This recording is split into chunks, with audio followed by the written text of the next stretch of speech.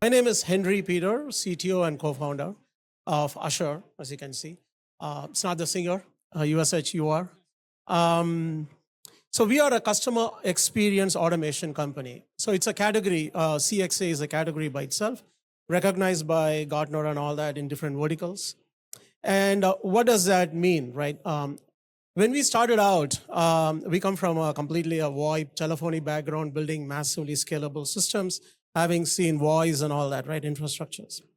But we knew the trend was changing, right, where people had mobility, they had to move on, they didn't want to be stuck with phone calls. So our goal actually was to avoid all those inbound phone calls to enterprises. And if you look at some of the verticals we play, financial services, healthcare, and insurance, the first question we get asked is, why did you choose that industry, right? So like I said, we wanted to avoid all the inbound phone calls. And if you look who are the ones who have deployed massive call centers and contact centers, right, with multi-channels and all that, that's the industry we play. So long ago, we entered into those industries, regulatory, compliance, huge investment, but it's all worth it, right? We had to do GDPR for Europe deployments and all that. Now, we are a Series D company, and I took this opportunity to pitch just to present the notion of what kind of companies there are when you look at the AI landscape.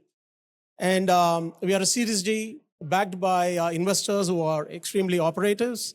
But there's a note there that, when you see the AI evaluation that is going around, there's a lot of craze going around, in infrastructure and whether it's a code generation and all that. So, but I think if you truly want to be impactful, transforming industries, regulated industries, you have to take a look at yes, they may be not as fast as you would expect others, but there's a lot of ROI going on. And I can tell you that when LLM came about, 22, something like that, everybody were looking at chatbot, conversational, naturally. But we went and deployed the LLMs for the backend infrastructure where, you take documents, extract parameters. And we were drawing already ROI when reports were talking about where is the ROI. So that just to give you an insight there. Now, when it comes to AI, we started with enabling enterprises with the workflows that they can build on their own. And AI started out just to handle unstructured information, pretty much like SMS texting channel, because people would just inevitably type some text, even though they can make a choice. And we had to put an NLP stack. What started out as just simple NLP, AI at points in the workflow, actually grew up in its own. Now we use AI, not even AI agents, right? Originally, just using LLM, we were generating workflows. We are talking about a paradigm shift where service can be generated for end users and, of course, enterprises as well. And now we are deploying AI agents, not only to generate workflow, but actually to plan and act on those workflows. That truly is a paradigm shift. Now we are talking about regulated industries where they had to be deterministic as well.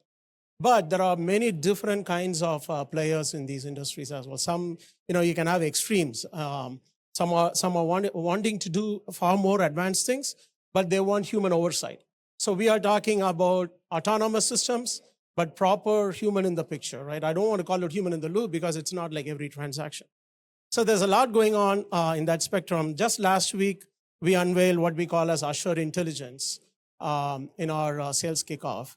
And that was the starting point of the agentic actions, how it can happen in a workflow, or you don't even need a workflow. Pretty much you can convey the intent and the systems can act.